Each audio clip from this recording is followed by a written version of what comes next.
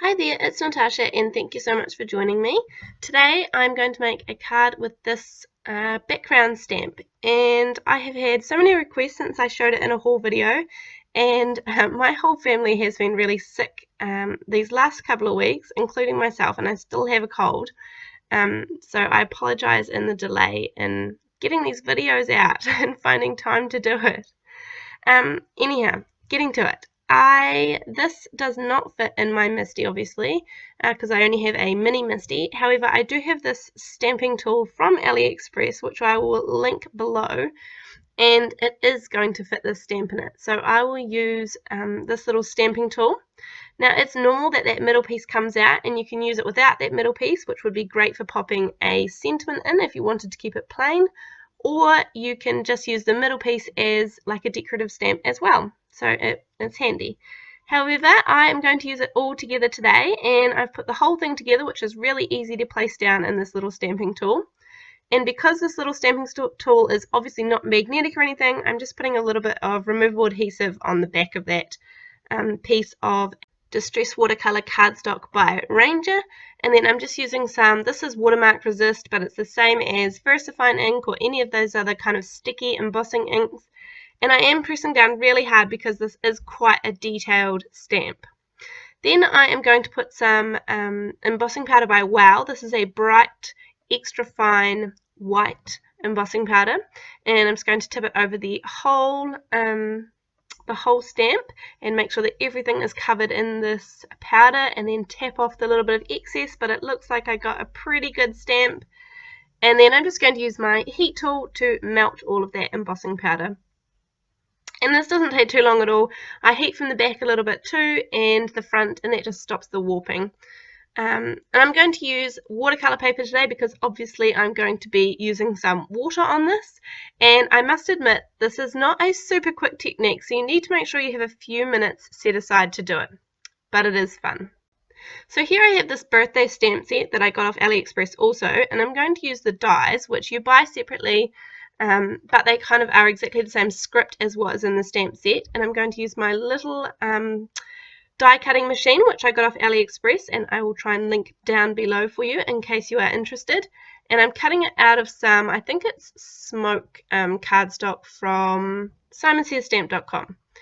And I've cut out 3 of them, and I'm going to layer them up nice and thick just so that I can make more of a chipboard effect, and it just stands off the paper much nicer than what a single layer of cardstock does. And I'm just using some, in this little squeezy bottle is the multi-medium in the matte finish by Ranger. So that's just like a gel medium that I use as a glue that dries clear, and you can't see, even if it spills a little bit, you can't see it when it's all nice and dry. So I'm just layering up 3 of these, and it is going to be a super simple sentiment on top of the watercolored background, just because the background is so sort of bright, and I need a simple sentiment just so that the main focus is the background, really, seeing as I've worked hard on it. So now we are going to come to colouring this beautiful background, and I'm just going to use my Distress Oxides, kind of like watercolour inks, I guess. I have put the names of the oxides that I used up on screen. This little white thing, the white matte that I'm putting them down to, is the I think it's the Tim Holtz little replacement matte for the glass matte. Now, I do not have the glass matte, however, I do think that this little replacement matte is like a non-stick craft matte, I guess, is a really good size, and I often stick it down to my desktop just for smushing inks and everything, or ink blending. So I find that really handy. I think I got that from maybe scrapbook.com. Okay, so now I am just colouring in, essentially. I'm using a water brush to pick up the ink from the little craft mat, and I have sped this up heaps because, as I said, it's just something that you kind of work away at, and you certainly don't have to do each of the little pieces piece by piece. You could most definitely kind of do just a wash of colour, or like a gradient, or ombre, or rainbow. You could do lots of cool options that don't take quite as much time, but this is what I chose for this one, and it was fun. It was kind of relaxing, just to puddle away for a little while and sort of use the different colours. Okay, so nearly finished, just putting on the finishing touches, and I will be cutting this card front down a little bit, so I'm not too worried about getting all the little bits and pieces in particular. And then before you go cutting any cardstock, you need to make sure that it is really dry.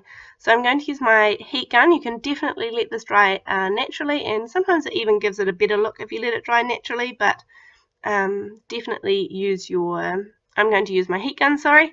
And then I am just going to have a look here. This is my Nina paper. This is like 72 pieces of paper, all different colors. I love this pack. I think I got it from scrapbook.com. And because I kind of chose pinky purples for this, I'm just looking for a little matte color to put around it. And I'm going to go with the lighter kind of like lavender sort of color to create a matte for the back of this panel. So then I'm just going to use my little trimmer, and I'm using it's going to go on a 4 1/4 by 5 1/2 inch card base, and the card base is made out of 110 pound Nina Solar White. And then, so I've used the Ranger watercolor paper for the stamp, and then this little piece of lavender matting cardstock. So I still need to cut the card down, but what I do want to do is make sure that the stamp is centered. So I am going to go all around all 4 sides and cut off a little bit on each side, because yeah, it would frustrate me if it were off center. So I'm going to do my best to center, keep that little piece in the center of my whole card. So I am going to cut off each side, and then a little bit off the bottom, and this will pretty much make so that it has a little, I don't even know the measurement of the border, I'm afraid, just a nice little border around the outside. So now I'm just going to use some double-sided tape to adhere this down to the matte layer, and I always do my little trick, as I've done in all my other videos, of making sure there's a little corner pulled away of each of the edge pieces, and then I have a little piece in the middle which I take right off, and this just helps me every single time center up the card perfectly. Otherwise I'm likely to get it a bit skew with. And then you just pull out those edge pieces, and for this bit I'm going to use this big old mama roll of foam tape. So I think this is 5 centimeters wide, and I just kind of use the edge of my ruler to rip it off sort of in a straight-ish line, and then some thinner foam tape just to do that top bit. And peel off the release paper, and you definitely don't get second chances with this foam tape. You have to, once it's down, it's pretty much down. So yeah, get it nice and even, and stick on the sentiment with a little bit of liquid glue, and that is my card for today. I hope you enjoyed this one. I'm sorry that it took me a minute to get it out, but yeah, it was super fun and relaxing, and heaps of ways to use this stamp set which I'm looking forward to trying out. See you next time. Thanks so much. Bye.